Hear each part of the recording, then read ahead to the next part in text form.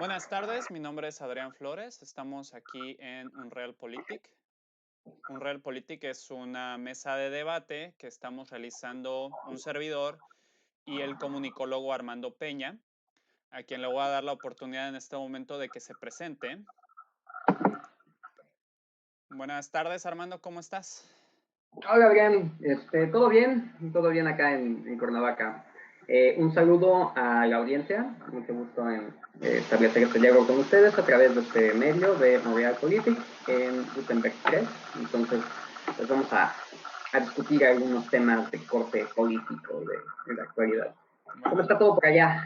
pues bien, muy bonito. Me encanta el clima de por acá en Seattle. El área de Seattle siempre nubladito, muy fresco. Entonces yo me podría quedar a vivir por acá eternamente. Me recuerda demasiado Cuernavaca en sus viejos tiempos. Ujú. Estamos hablando de hace unos 20, 25 años que los veranos eran bastante lluviosos. Yo Ujú. recuerdo todavía las mañanas, era despertarte a las 7, 8 de la mañana y una llovizna, otra llovizna a las 11, otra Eh, llovizna a las 3 de la tarde. Ya no sucede, no, ya no. Ujú. Ya son lamentablemente. así tormentas o sequía nada más, ¿no? Efectivamente. Entonces, Ajá. Oye, ¿y cómo les va ya con el COVID?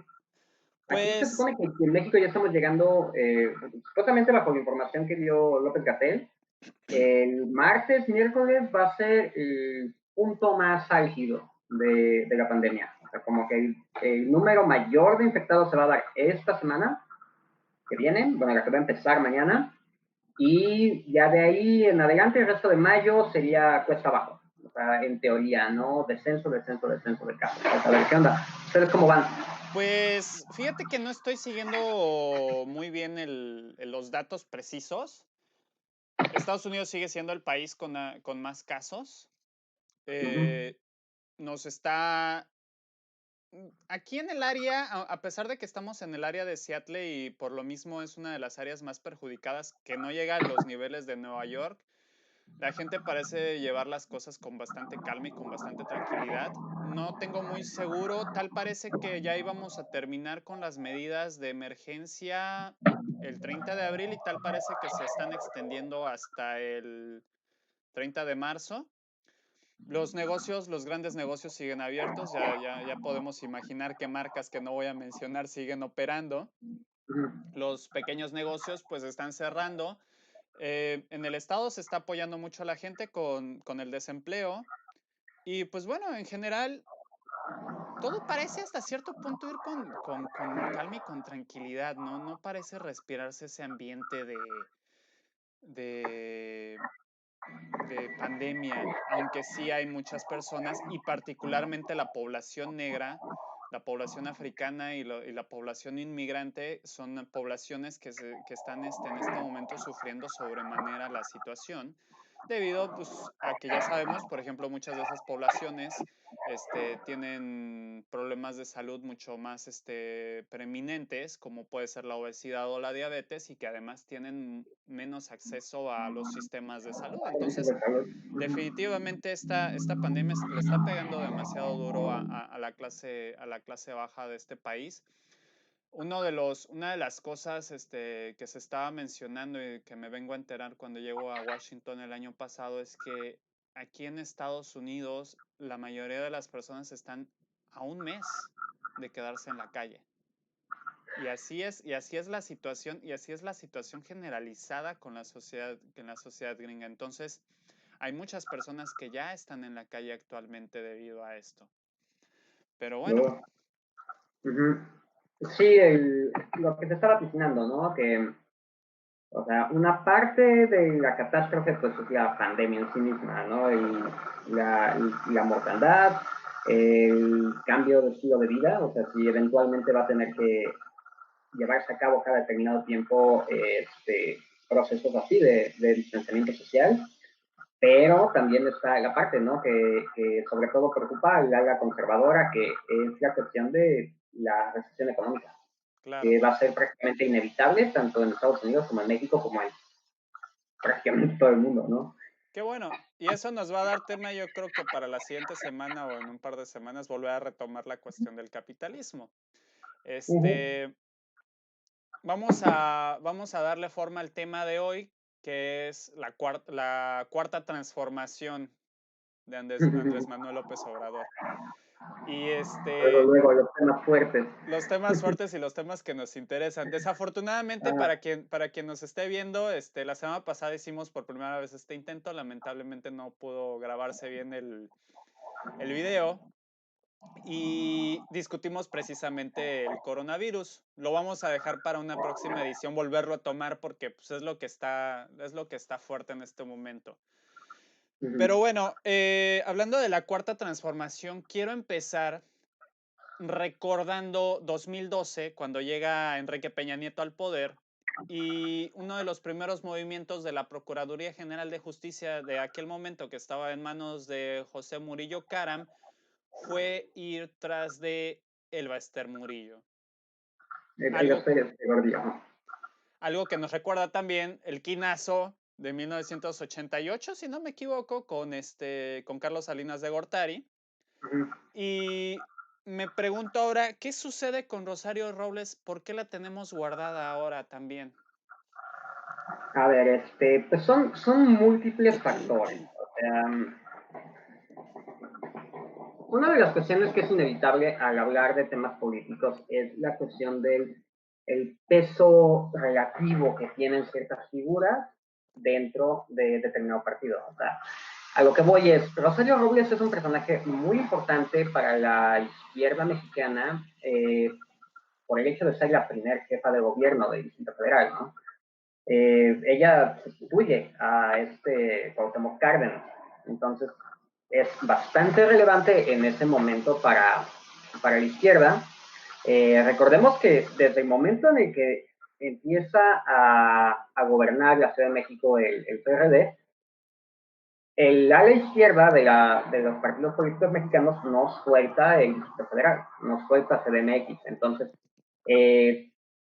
sigue siendo el bastión más importante de los movimientos de izquierda y de los partidos políticos de izquierda. Rosario Robles forma parte de un movimiento muy relevante en ese momento. Eventualmente, los alianzas cambian. Cuando el PRD comienza a erosionarse y comienza a corromperse, ella empieza a establecer negociaciones con los gobiernos que están entrando. Entonces, empiezan actos de traición tal cual, negociaciones con el PAN, con el PRI, etcétera. Y pues el momento fuerte ya es con Peña Nieto, que se vuelve secretaria era Desarrollo Social, no me acuerdo exactamente qué. La cuestión es que ella acaba formando parte de algo que se denominó finalmente la estafa maestra, que fue todo este conjunto de instituciones de secretarías públicas, de secretarías de gobierno y también universidades, de organismos gubernamentales, etcétera, destinados a desviar recursos. Entonces se desvían varios cientos de millones de pesos que son tentativamente utilizados para financiar campañas, etcétera. Entonces estamos hablando de 2015 alrededor. Entonces, hay elecciones intermedias en ese tiempo. Se hace una investigación a través del portal de Animal Político en 2017, donde se está denunciando toda esa red de corrupción, en la cual pues sale empapado todo el mundo, por lo menos miembros importantes del gabinete de Peña Nieto. Se estima que el desvío fue de 787 millones de pesos, nada más en 2015. Entonces, finalmente, cuando se da el cambio de gobierno y llega López Obrador al poder, pues con todo y lo que representa Rosario Robles para la izquierda mexicana es sacrificable. Entonces, se le lleva a juicio y se le tiene en prisión preventiva, que es donde permanece hasta ahora, bajo cargos de mal ejercicio de la función pública, de corrupción, etcétera, etcétera. Este tipo de actos tienen, por supuesto, una importancia en términos de impartición de justicia, pero también son actos simbólicos. Implican cómo un gobierno determinado está queriendo deslindarse de ciertos personajes políticos. Entonces, es llevar cierto grado de legitimidad. Entonces, hay personajes que en un sexenio pierden todo, pero posteriormente son rescatados, ¿no? El caso de Investec, por ejemplo, que ahí va recuperando poder poco a poco. En el caso de Rosario Robles, pues, pieza sacrificable porque ella no hubiera pisado prisión de haber quedado José Antonio Meade, pero no fue el caso. El PRI pues no esperaba perder. Y es por eso mismo que bajo esa línea están los exgobernadores que están enjuiciados o que están siendo buscados o que se reveló todos los recursos, ¿no? Entonces es parte de ese proceso, ¿no? A fin de cuentas le podríamos llamar una purga. ¿Tú qué piensas? Pues me parece, es precisamente por eso te lo cuestiono, porque siempre me parece interesante que pueda suceder esto en las entradas de gobierno, que tengamos esta clase de actos. ¿Qué significa que lo primero que podamos llegar a hacer en un momento dado sea hacer esto que parece en un momento dado parecer un... Perdón, me estoy repitiendo demasiado, estoy siendo redundante. Que puede ser una cacería de brujas. O sea, esa es la impresión que dio el vaso, esa es la impresión que dio el quinazo, esa es la impresión que da esta situación en este momento, una cacería de brujas. Por qué se realiza? ¿Cuál puede ser el interés político? ¿Qué se puede ganar o qué se puede perder? En el caso de Andrés Manuel es quizás porque pretende mantenerse en esa línea de honestidad en la que está. Mira, ten en cuenta que Andrés Manuel llega con un 60% de votantes. Entonces, lo que Andrés Manuel tiene es capital político y tiene base, o sea, tiene votantes, lo cual es muy relevante en un país como México, donde el abstencionismo es tan alto. Entonces, ese capital político, pues, no es algo que se quiera tirar a la basura tampoco. No entra nada más como un presidente más, sino que entra con un proyecto que de entrada es denominado la 4T, o sea, la cuarta transformación de la vida política de México. Entonces, es algo que ya tiene nombre, aun cuando no se ha llevado a cabo. Entonces, es una cuestión interesante porque ataca directamente a la percepción del votante, a la percepción mediática y ataca directamente los simbólicos. Entonces, eso implica deslindarse del pasado. En muchos casos, por ejemplo, ni siquiera ha sido tal cual una cacería de brujas, sino que simplemente las personas que evitaban que ciertos personajes políticos fueran enjuiciados ya no tienen cargo político. O sea, no es tal cual que es ahora vamos a perseguir a este o a aquel. Por ejemplo, es interesante lo que está pasando con los expresidentes, porque quien está señalando actualmente a Calderón es García Luna, eh, su alterno. Y donde está siendo enjuiciado es en Estados Unidos. El caso, por ejemplo, de quien está señalando a Peña Nieto es el Chapo. Entonces no es tal cual que se les esté buscando en México, se esté buscando revelar los nexos de Calderón o de Peña Nieto con el narco, sino que solito se ha dado, porque la lucha contra el narco pues, es un asunto mucho más grande que lo que pasa en México y pues están siendo involucrados. Entonces, no sé, o sea, es probable que en un momento dado sí llegue a expresidentes toda esta ola. Es posible, no es muy probable, sería algo muy, muy nuevo en la vida política de México, pero bueno, a lo mejor ese es uno de los efectos de pronto de la 4T. Es un reordenamiento de la vida política y eso implica también señalar tanto hacia atrás. O sea, es de las cosas que han pasado con Andrés Manuel, de hecho es una de las cosas que más le critican a AMLO, la cuestión de señalar tanto los errores de las administraciones pasadas y el neoliberalismo y todo este asunto. Eh, Tiene que hacerlo porque es la base ideológica sobre la que se está moviendo. No es bueno que forme parte de la agenda cotidiana porque hay más temas y porque no, con todo y todo, o sea, sí tiene razón, o sea, sí hay neoliberalismo es lo que dejó mal al país, pero también hay otros factores y también es cierto que quien está en el poder ahora es él. Entonces, quien puede cambiar las cosas o puede mover a las instituciones para que cambien las cosas, pues es precisamente él. Entonces son muchos factores ahí. O sea, la 4T podríamos decir que es un modelo de cambio político o una revisión de pronto del contrato social también, pero que es movido definitivamente desde una agenda personal política y cuyos efectos a lo mejor no van a ser tan visibles actualmente o inclusive puede darse el caso de que no cambie realmente nada. Entonces, muchos factores ahí. Ok, entonces vamos a regresarnos un poquito. Quise empezar con lo de Rosario Robles porque como de costumbre me llama la atención esa clase de cosas. Ajá. Pero vamos a regresarnos un poquito y recordemos cómo es que empezó el asunto con Andrés Manuel López Obrador. Lo que platicábamos la semana pasada cuando finalizábamos nuestra primera transmisión y lo que yo cuestionaba es, ¿qué sucede con este presidente que llega al poder y tiene mayoría en las cámaras? Llega con un gran capital político por parte de su partido político Morena, algo que no habíamos visto, bueno, que se vio con Peña Nieto, pero en el caso de Peña Nieto podemos cuestionar que fue como de costumbre la aplanadora priista, pero no se había visto a un presidente de oposición que pudiera realmente llegar con ese capital político a las cámaras. Y yo cuando veo suceder esto, lo primero que me dije, lo primero que pensé fue, bueno, vamos a ver y vamos a analizar, no sé, los primeros 6 meses de acción legislativa, a ver qué sucede. Y tal pareciera que no sucedió nada, tal pareciera que hasta la fecha no ha sucedido nada. ¿Qué es lo que ha hecho Andrés Manuel López Obrador con este capital político? ¿Cómo lo ha utilizado?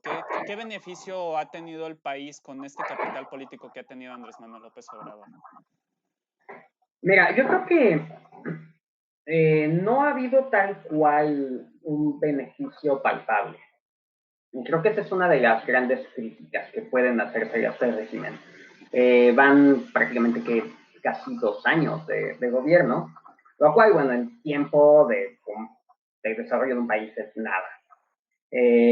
Pero tomando en cuenta justamente todo el capital político y todo el voto mayoritario y la presencia en cámaras, pues sí, obviamente es lógico exigir que sean visibles, ¿no? Esos cambios.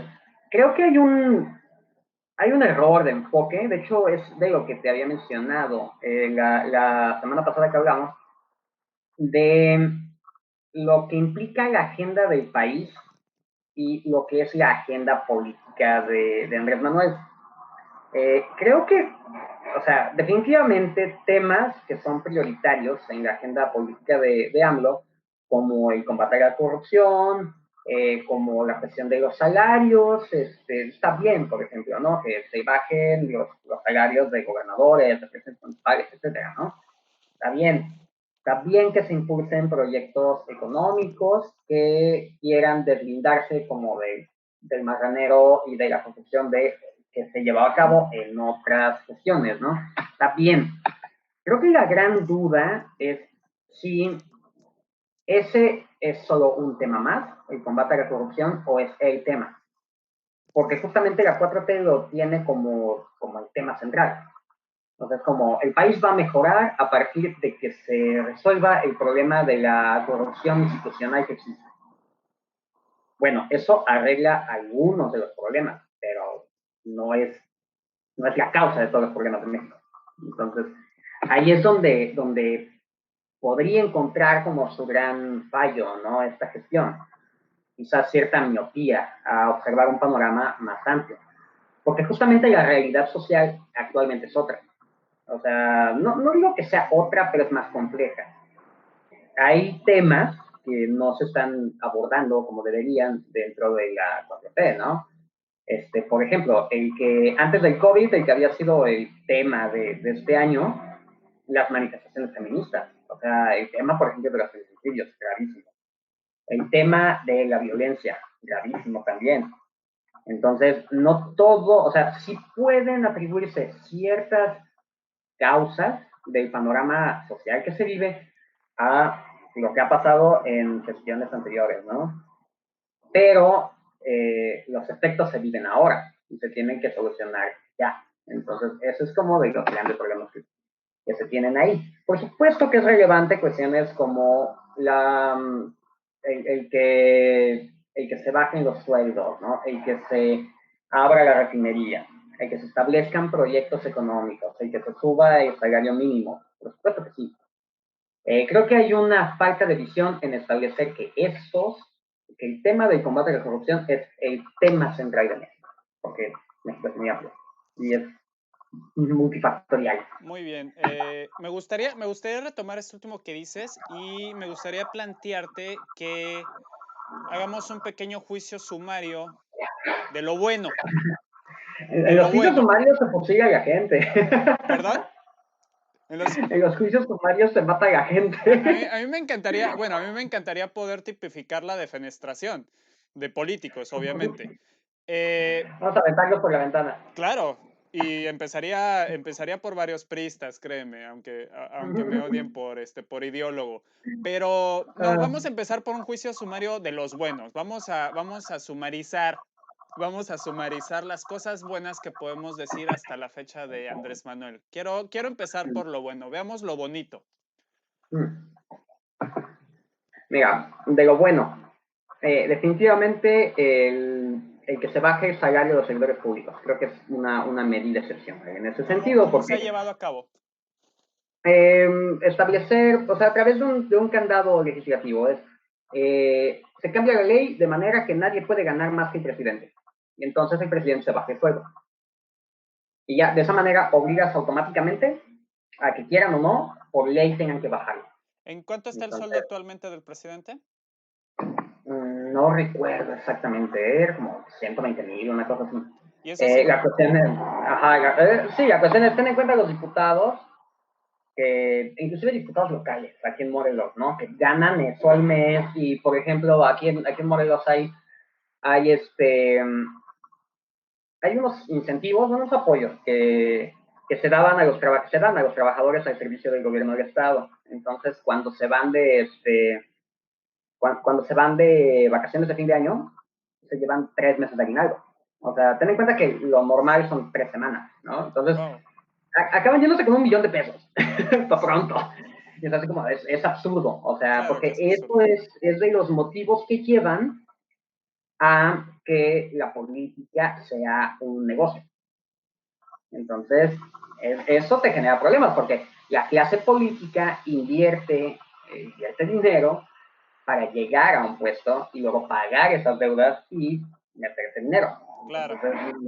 Es como querer ser el jefe de grupo para quedarte con el dinero de las copias, Eh, básicamente. Eso significa entonces, yo recuerdo, si no me equivoco, que el sueldo del presidente de la Suprema Corte de Justicia de la Nación estaba alrededor de medio millón de pesos. Más o ¿Bajó, menos. está por debajo ya del presidente ese sueldo? Por ley tiene que estarlo, pero ten en cuenta que no sabía decirte en este momento, Ok, porque justamente el poder judicial brincó.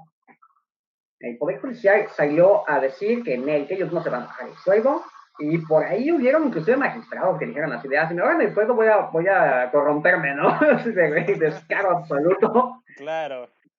También algo así dijo Javier Lozano, justamente, apenas que hablábamos de, este, de que lo llamaron de vocero de la Coparmex, Que y duró 2 horas. que duró como 2 horas, y luego la Coparmex dijo, no queremos que nos relacionen con él. Entonces, Lozano en algún momento se aventó una así también, desde el Senado, de, si me obligan a bajarme el sueldo, me voy a tener que corromper, ¿no? Y todo el mundo así como, ¿más? Claro, qué descaro, ¿no? Bueno, Es eso, es la clase política. Cuando estás poniéndoles ese tipo de topes, pues el servicio público ya no es tan atractivo para este tipo de sectores, ¿no? Porque no tendría por qué ser un negocio. claro. Bueno, entonces ya tenemos la primera, la reducción de sueldos. ¿Qué otro punto podemos agregar a la lista de cosas buenas de Andrés Manuel? Del Tata. Mira, me parece bien la cuestión de frenar algunos de los proyectos que estaban ligados a la administración de Peña Nieto. O sea, fue muy polémico lo del aeropuerto, por ejemplo. Pero también a la hora de inspeccionar la cuestión del aeropuerto es pues, contratos arbitrarios, contratos muy laxos. Entonces es nido de corrupción también. Ten en cuenta que ese aeropuerto, el que se quería construir en Texcoco, pues eso viene desde Fox. O sea, están tratando de impulsarlo desde entonces. Los texcocanos se han estado poniendo desde hace muchos años. Y yo tengo actualmente amigos de Texcoco que están felices de que ya no les vayan a poner un aeropuerto ahí. Pero era tal cual una imposición durante mucho tiempo, ¿no? Obviamente el sector empresarial va a brincar porque es así de ya se está construyendo, se está perdiendo dinero. La cuestión es, esto todavía no está terminado, pues todavía puede frenarse. Y en ese sentido, pues me parece que es una buena medida. No sé qué tan, en ese sentido, qué tan viable o qué tan favorable sea, por ejemplo, el otro megaproyecto, que es el del Tren Maya, porque ahí sí ha habido mucha oposición. Entonces, justamente a AMLO, que viene de base social, pues sí debería como importarle, tomar en cuenta que muchas personas en esa zona no quieren que se construya. Entonces, ese creo que es ahí hay un elemento de imposición que a riesgo de equivocarse sería analizar con más cuidado esa obra, ¿no? Pero bueno, me parece que a fin de cuentas son proyectos que tienen una visión.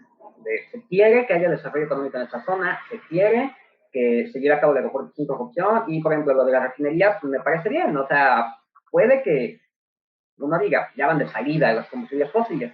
Sí, sí van de salida. Pero, al mismo tiempo, estamos inmersos en esa economía. O sea, estamos al lado, estamos abajo del país más capitalista del mundo, que toda la vida nos ha comprado petróleo, entonces es una fuente de recursos. Y de cuentas, México es un país petrolero. Entonces es lo que se tiene actualmente para generar recursos. Lo ideal ahí también sería que al mismo tiempo se estén impulsando el desarrollo de combustibles verdes. Pero bueno, ¿qué te digo? Fíjate que a mí todavía me sigue causando mucha inquietud que se diga que México es un país petrolero. Recordemos que hasta los años 70 el petróleo ni siquiera figuraba tanto dentro de la economía del país y desafortunadamente por los malos manejos de José López Portillo pues, fue que terminamos vendiéndole nuestra alma al diablo y contrayendo deudas con el Fondo Monetario Internacional y el Banco Mundial y quién sabe cuántas personas más por los préstamos que se solicitaron para impulsar Pemex durante aquella década. Lamentablemente México no ha tenido grandes inversiones en desarrollo precisamente desde aquella década. De las últimas grandes inversiones en desarrollo fueron el metro, algunos de los pozos de explotación de Pemex y no ha habido nada más. Se ha propuesto lo que es el aeropuerto, está el Tren Maya, alguna vez se propuso el tren Querétaro-México, creo que por ahí había alguna vez también una propuesta de un tren a Guadalajara, pero realmente no ha habido gran inversión en infraestructura. ¿A qué crees que se deba esta situación? Haciendo pequeño paréntesis en nuestro listado de buenas cosas que podemos decir de Andrés Manuel. Bueno, ahí entra la cuestión, ahí sí tal cual entra el tema del neoliberalismo. O sea, hay desarrollo, hay infraestructura, pero obedece al interés privado. O sea, vamos a impulsar esa zona turística, vamos a desarrollar esa zona, pero los beneficios no necesariamente recaen ahí. O sea, entre ese factor en el que a ver, como estableciendo cosas. Cuando hablamos de neoliberalismo, estamos hablando de este momento dentro del capitalismo tardío, en el cual las reglas del libre mercado empiezan a ponerse a nivel o por arriba del Estado mismo. Entonces, eh, ciertos elementos que en teoría pues, no deberían privatizarse, empiezan a hacerse. Entonces, ahí tienes a las mineras extranjeras entrando a México, ahí tienes a la banca mexicana, que es rescatada porque estaba sumergida en corrupción, estaba así muy desgastada, se le rescata económicamente y luego se vende. Ahí es donde también todo el espectro radioeléctrico empieza a venderse a particulares, ¿no? Ahí tienes a Salinas Pliego, que por ejemplo, prácticamente se le obsequia y medición, que pertenece al Estado, y de la mano se le malbaratan y se le obsequian los cines viejos, que eran propiedad del Estado, para convertirlos en Electra. Entonces, todo ese tipo de cosas ocurren cuando la perspectiva es de beneficio hacia el capital privado, que en muchos casos es extranjero. O sea, nada más hay que ver cómo está la banca mexicana. O sea, los principales bancos en México pues son bancos extranjeros que compraron la franquicia mexicana. Entonces, son ese tipo de factores. Entonces, cuando la prioridad es hacia el inversor y hacia el capital, la infraestructura pública pasa a un segundo plano. Entonces, ahí es donde entran esos factores como de Calderón propone construir 20 hospitales y cuando se ponen a revisar los hospitales que se construyeron en su gestión, nada más está una barra.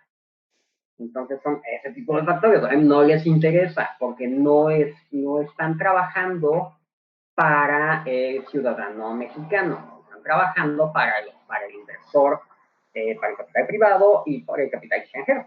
Entonces, Claro, básicamente es eso. que nada más nos hizo falta ahí la conexión. Recordemos que este proceso de neoliberalización de la economía mexicana comienza precisamente en 1982 a la caída a la salida de José López Portillo, que fue quien solicitó estos préstamos leoninos y mismos que ante la incapacidad del país de pagarlos por la caída de los precios del petróleo en aquella época, hicieron que se terminara obligando al gobierno mexicano a cambiar de miras.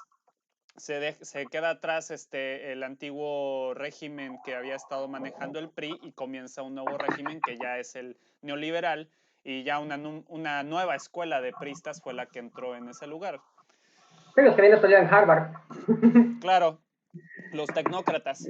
Los tecnócratas, exactamente. Empieza con de la Madrid, Salinas, etc. Efectivamente. Hay un punto ahí que es importante tocar al hablar de la 4T, de López Obrador, que es la cuestión de que AMLO realmente no es izquierda. Entonces, AMLO cuando mucho es centro. Claro. Entonces, de pronto se da esta confusión, ¿no? O sea, AMLO bajo parámetros de otros países donde están mucho más radicalizadas las áreas conservadoras y liberales de los respectivos gobiernos, Es o lo que se conservador. entiende simbólicamente como izquierda o derecha, pues es el conservador.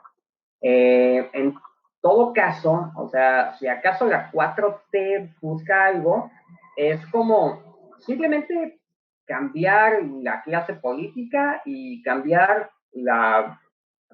quitar a la oligarquía dominante para poner otra oligarquía que es más mexicana o perteneciente a, Claro. o que beneficie más, o sea, en ese sentido, ¿no? Porque pues, la base social.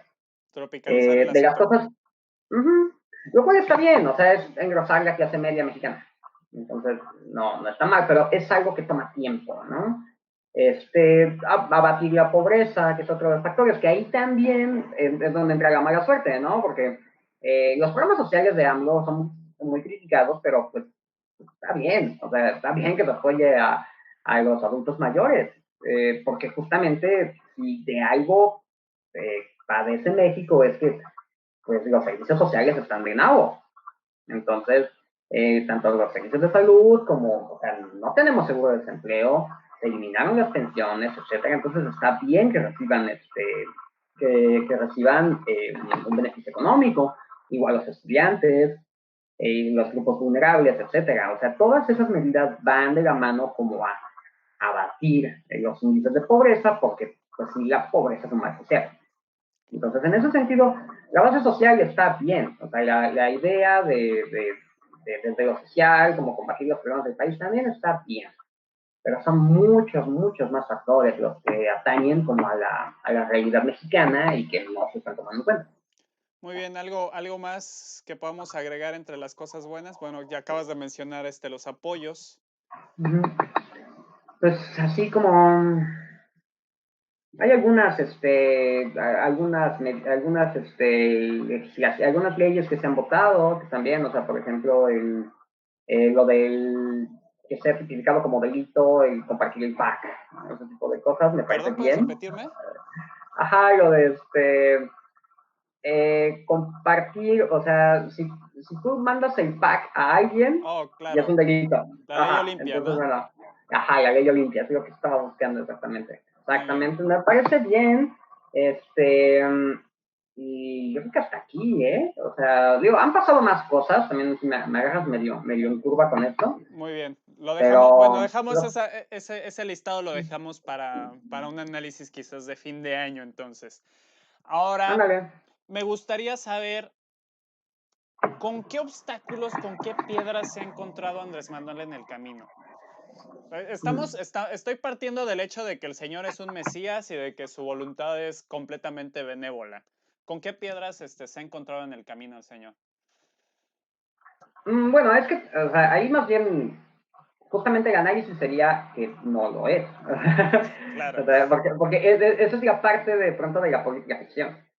Entonces es la parte en la cual todo se vuelve pros y contras muy pronunciados, cuando más bien el jaloneo político es mucho más complejo. claro, O pero es sea, que el todavía tema es todavía poder. me falta llegar a eso. Uh-huh.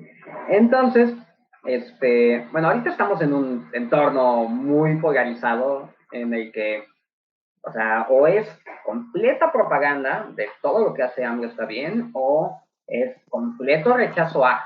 Y hay muchísima desinformación en el camino, ¿no? Y ese es uno de los problemas. ¿Qué obstáculos ha encontrado AMLO? Aparte del actual, o sea, lo del coronavirus sí es una mentada de madre, o sea, porque de por sí no iba a haber desarrollo económico este año. Menos va a haber ahora. Van a aumentar los niveles de desempleo, que es justamente lo que se estaba tratando de combatir, ¿no? Se ha revelado pues, las cuestiones de cómo está de elevado el subempleo y el desempleo en México. Entonces, que la población vive al día y no están preparados económicamente para un confinamiento social. Entonces, ese va a ser el gran obstáculo del 2020 para la 4T, ¿no? Anteriormente, ¿qué obstáculos ha habido? Definitivamente la resistencia de parte del Poder Judicial. O sea, la separación de poderes es una cosa magnífica. Es el manejo, la separación de poderes que implica que es una república. El problema es cuando tienes poderes que están tan enquistados. Entonces el poder judicial pues sigue muy anacrónico. Entonces no, la impartición de justicia, que es uno de los problemas importantes de México, pues no se puede solucionar si todavía tenemos a los jueces corruptos y a los ministerios públicos corruptos que van a liberar a los culpables. Entonces, ese es de los problemas graves de la 4T, ¿no? O sea, no puedes disminuir la violencia solamente con buenas intenciones, pero al mismo tiempo no puedes sustituir jueces tal cual porque es un acto autoritario. Entonces, no está en sus facultades, ¿no? Ese es otro de los obstáculos. Uno más es la cuestión como de lo que podríamos llamar Andrés Manuel siendo el mayor obstáculo de Andrés Manuel. Entonces, Esa es muy buena.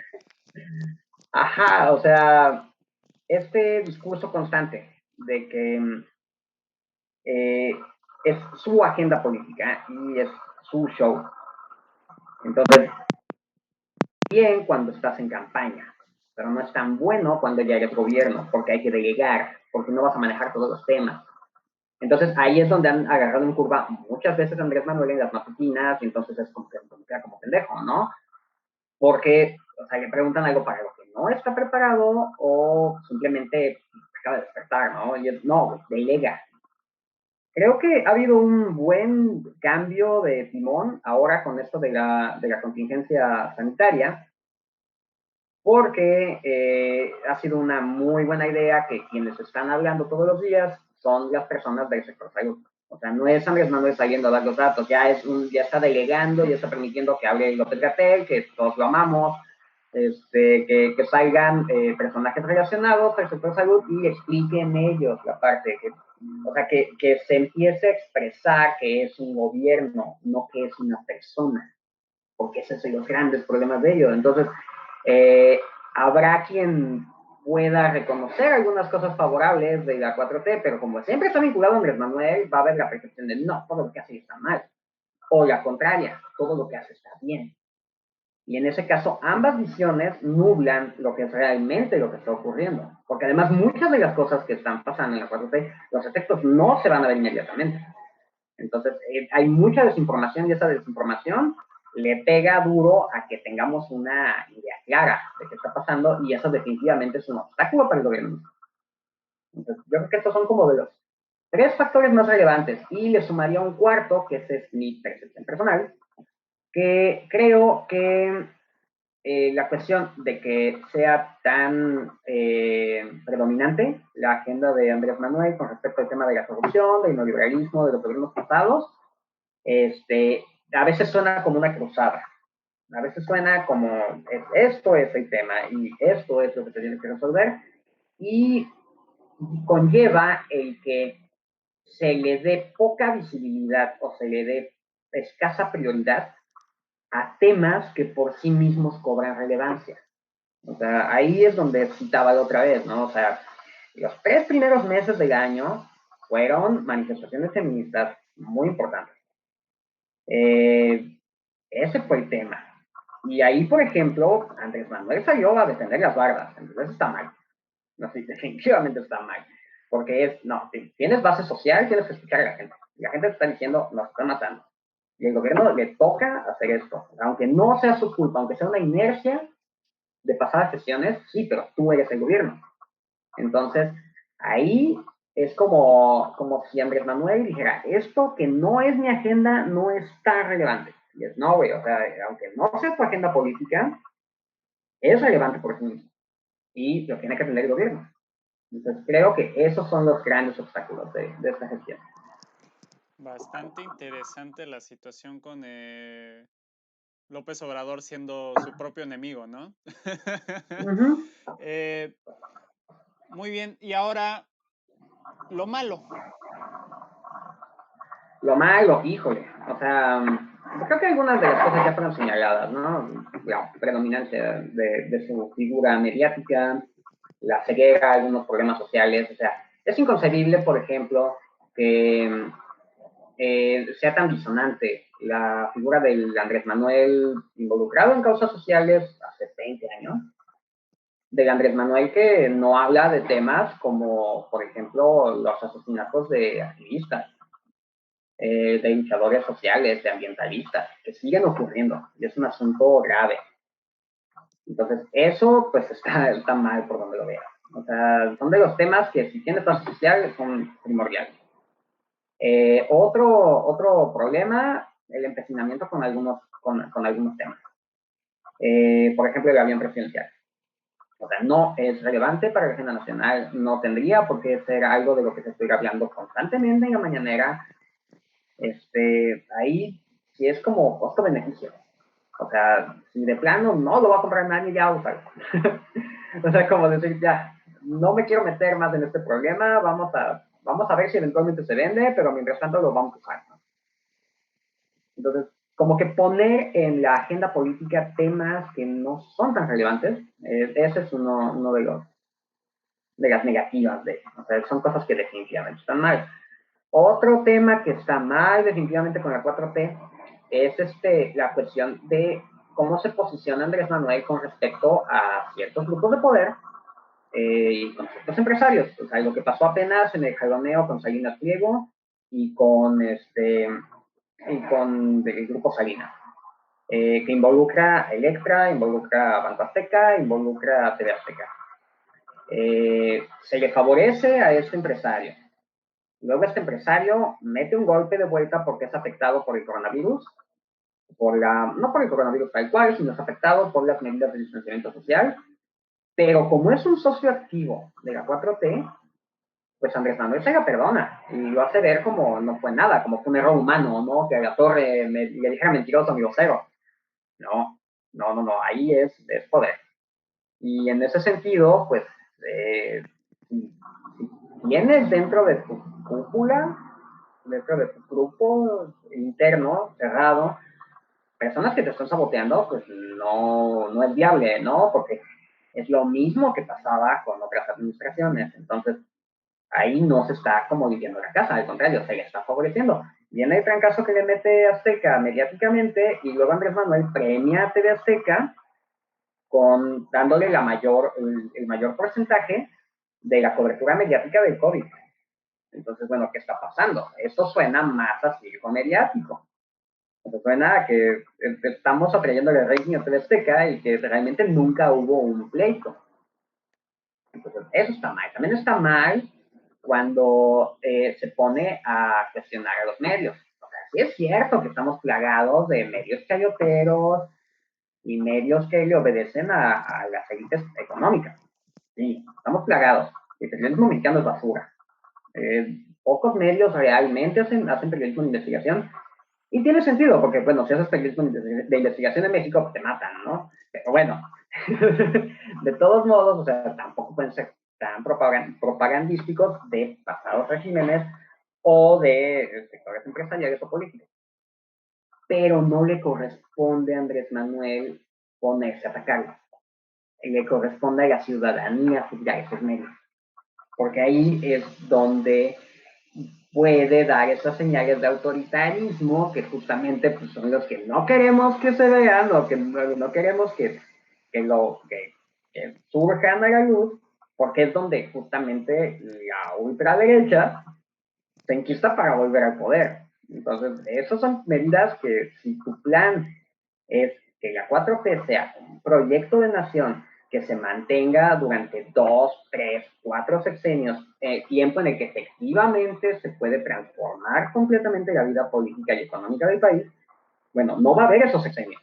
No los va a haber si no hay resultados en este y si además parece que se confirmaran las cosas que sospechaba la derecha o la propaganda de mierda con la que han venido alimentando a la gente durante décadas. El peligro para México es como Hugo Chávez, es Venezuela, etcétera, ¿no? Entonces, bueno, ahí hay un problema, ahí es donde Andrés Manuel tiene que mediar como su discurso político y pues adaptarse a que ya no es oposición, ya es gobierno. Pues sí, tiene que saber que ya es gobierno. Tal pareciera que no le queda del todo claro eso al señor Andrés Manuel. Ah, bastante interesante la 4T. Hay unas cosillas por ahí que te había comentado que me gustaría también tocar. La primera es, se está proponiendo que haya una reforma para otorgarle una facultad discrecional a AMLO en temas de presupuesto. ¿Qué Pues está son sucediendo ahí?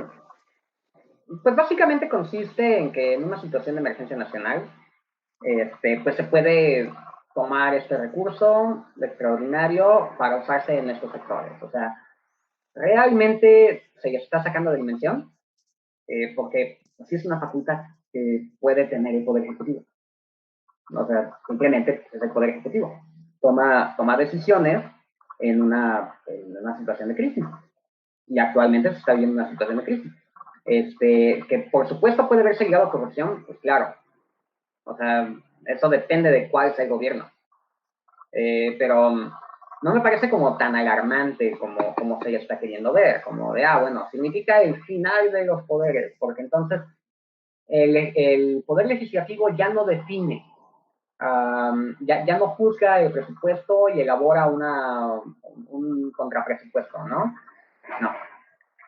Son facultades que pues, sí puede tener el Ejecutivo y puede ejercerlas, ¿no? Históricamente los presidentes han podido en diferentes partes del mundo utilizar los recursos para emergencias nacionales, ¿no? En el caso, por ejemplo, de Estados Unidos, apenas estaban con el tema, con algo similar. de que Trump estaba llamando a algunas empresas a que fabricaran más, por ejemplo, respiradores, etcétera. O sea, y es que pues, es una facultad que tiene como presidente también. O sea, se le puede, si estás en una crisis, puedes decir, produce más de esto que se necesita. Claro. No necesariamente implica que vaya a ser usado con fines de desviar recursos, porque ya es lo que están diciendo, o sea, se va a utilizar para las campañas. O sea, sí existe ese riesgo, ¿no? Pero también ese riesgo siempre ha existido, Y la siempre se ha estafa hecho. maestra, y siempre se ha hecho. O sea, y no significa que esté bien y que se normalice, ¿no? Pero sin esa facultad, de todos modos, Peña Nieto hizo la estafa maestra. Claro. Lo involucraba y de sol, qué chingado. Bueno, según esto, en el primer trimestre del año hay una caída del 2.4% en el Producto Interno Bruto. Tengo entendido, una de tantos, ya sabes que siempre salen los especuladores financieros de todos lados a decir sus números. Tengo nada más uno, el de Credit Suisse, que pronostica que va a haber una caída del 9.6% al final de este año. ¿Qué sucede ahí? ¿Qué es lo que va a pasar con el gobierno de Andrés Manuel? ¿Cómo lo podría estar perjudicando esta caída? Lo va a perjudicar, es un hecho. O sea, eso es indiscutible. La gente no, o sea, no va a existir una percepción real de que el gobierno esté cambiando algo hasta que la gente no cuente con condiciones de vida más estables y con mayor efectivo, ¿no? Hay una crisis internacional, obviamente afecta a México, ahí está la cuestión de la especulación económica, de la inversión sobre todo, que ha afectado a México, definitivamente, cuestiones como la cancelación del aeropuerto, etcétera, ha afectado la inversión de capitales en el país, ¿no? Y pues ahora se suma el COVID. Entonces, pues sí, económicamente no va a haber crecimiento económico y el país va a estar mal durante este año y probablemente el año que entra. ¿Cómo afecta? ¿Cómo afecta la gestión? Pues grave, quizás menos grave que como podría haber afectado en otros sexenios, dado que ahora está menos eh, consentida la clase política, entonces por lo menos en sueldos de diputados y senadores, servidores públicos, no se va a ir tanto varo, porque siempre había prioridad, o sea, siempre que paga primero, ¿no? Quizás se tengan que reducir programas sociales, entonces ahí eso está mal. Quizás se tenga que reducir presupuesto a instituciones públicas, o sea, lo cual sería gravísimo, de que se le reduzca el sector salud, que se le reduzca las universidades, que ya de por sí están en crisis. Entonces, pues sí, de que va a haber una afectación económica, pues sí la va a haber, ¿no? Y pues sí, va a afectar tanto los programas que se quieran impulsar a través de la 4T, como la percepción ciudadana del funcionamiento o no de este gobierno. Entonces, eso va a ser yo creo que este asunto de la caída en el Producto Interno Bruto y lo que viene a continuación, que van a ser las pérdidas de empleo, que ya empezaron, y probablemente que se va a adelgazar la clase media, o sea, va a haber muchas personas que van a pasar de clase media baja a clase baja. Definitivamente afecta el proyecto que está queriendo llevar a cabo Andrés Manuel. Yo creo que ese va a ser el tema, o sea, va a ser el obstáculo fuerte que va a enfrentar de aquí al final de su gobierno, o sea, porque a lo mejor iba a tomar 4 años que las cosas se normalicen. O sea, esto es un asunto grave, además tomando en cuenta de lo que sabemos hasta ahora, que es que se va a retomar la vida económica normal a finales de mayo. Puede que no, o sea, puede que se extienda la cuarentena, puede también que estemos yendo y viniendo de interrupciones de la vida económica. O sea, depende del comportamiento del virus y depende del cómo esté trabajando el sector salud. Algo se rompió. Entonces, sí, ese va a ser un tema que va a afectar, definitivamente, porque en los hechos, pues el ciudadano va a decir, bueno, yo soy los dinero. Entonces, ¿qué pasó aquí, no? Yo voté por AMLO, por algo, y no lo veo, ¿no? Entonces, eso puede ser riesgoso para el pensando mal, o sea, que en un momento dado implique el regreso en las próximas elecciones del PRI, por ejemplo, que sería catastrófico, ¿no? Del PAN. Entonces, bueno, habrá que ver cómo se adapta el gobierno de López Obrador a, no solamente sería como apretarse el cinturón, sino apretarle el cinturón al país. Muy bien. Tenemos que el Cártel Jalisco Nueva Generación está repartiendo despensas. Ah, es una payasada. Bueno, a la par que está ocurriendo eso, pues tienes a los autodefensas, ¿no? Claro, Eh, también es algo que eh, quería tocar. ajá, que justamente se están pronunciando en contra del Cártel Jalisco Nueva Generación. Entonces, es un asunto llamativo porque son las autodefensas de Tepalcatepec que ya se habían levantado. O sea, son los que empezaron con las autodefensas con Migueles en Michoacán. Y, y ahora están volviendo porque justamente, o sea, hay descontento social de, oye, pues, todavía están operando y están fortalecidos los narcos. Nos disolvimos porque supuestamente el gobierno se iba a hacer cargo de este problema y el problema sigue. Y entonces, a su vez, como el narco es uno de los poderes fácticos de México, pues lo de repartir despensas, de apoyar a la población, pues es una medida política. O sea, no es más complejo que eso, no es por buena gente. Es simplemente eh, ganar cierta legitimidad en una zona. Porque en esa zona en la que estás repartiendo despensas, pues de ahí también te vas a surtir de balcones. También es la zona en la que operas, que tienes cierta facilidad para moverte, que puedes corromper fácilmente, etcétera, ¿no? Entonces, pues es una medida criminal para mantenerse en negocio. Y pues justamente ahí falta ver cómo interviene el gobierno. O sea, cómo el gobierno le pone un alto, cómo se establece esta lucha de poderes con el narco, que ha sido súper complicada, ¿no? Ver lo que pasó con el hijo de Chapo. Entonces, tuvieron que liberarlo, súper infiltrada el ejército, la Guardia Nacional. Entonces, se demuestra que independientemente del poder político, pues sí, el poder del narco mueve México. Entonces, en ese sentido, pues es mantener a las personas de su lado.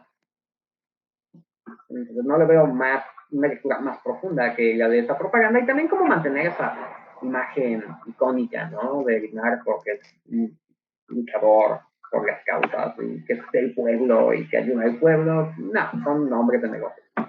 Es un negocio, es violento. Muy bien. Bueno, ya casi para cerrar, ya estamos en el minuto 58. Pues bueno, el proyecto de Andrés Manuel, la cuarta transformación, tienes razón, es algo que debería de tomar por lo menos unos 3 o 4 sexenios más. Sería interesante ver cuáles serían los actores políticos que podrían en un momento dado ser propuestos por Morena para que continúen con esto. A mí me hubiera encantado ver a un Ebrard como candidato ya fuera en el 2012 o en el 2006. Siento que hubiera sido una muy buena opción. No sé qué es lo que pueda suceder, si sea Ebrard quien pueda estar corriendo para el 2024. No sé qué apuesta podría tener Morena en ese sentido. Tendríamos que ver también qué cimientos va a dejar Andrés Manuel de aquí a que termine su gestión. Vamos a ver si no intenta manipular la constitución e intentar reelegirse.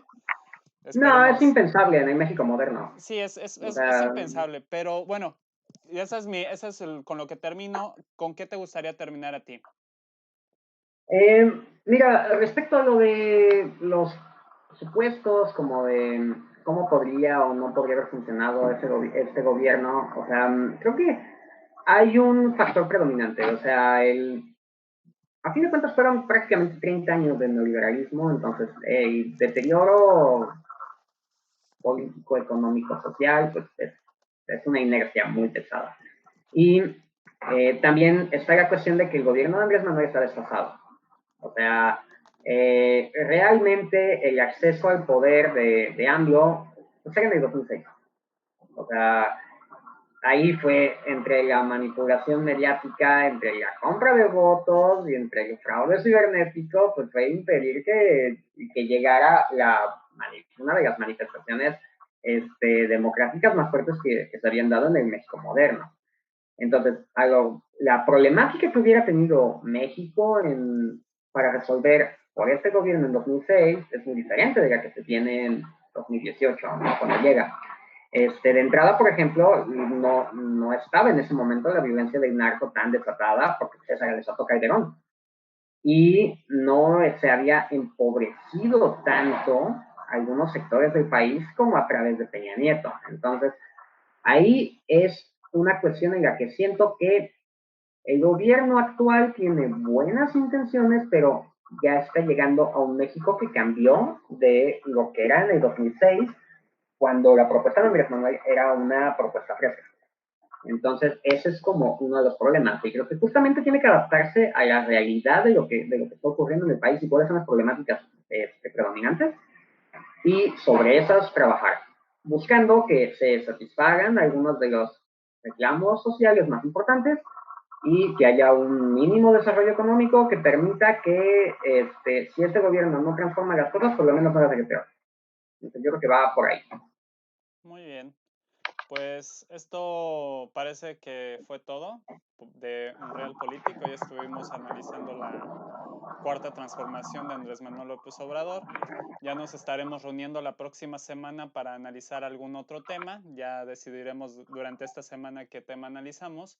Esperemos que hayan disfrutado de esta transmisión y me despido de Andrés, ya te Andrés iba a olvidar Manuel, el ajá, nombre, soy Andrés Armando Manuel, ¿no? Peña, de Armando Peña, y eh, yo fui Adrián Flores. Muchas gracias. hasta luego.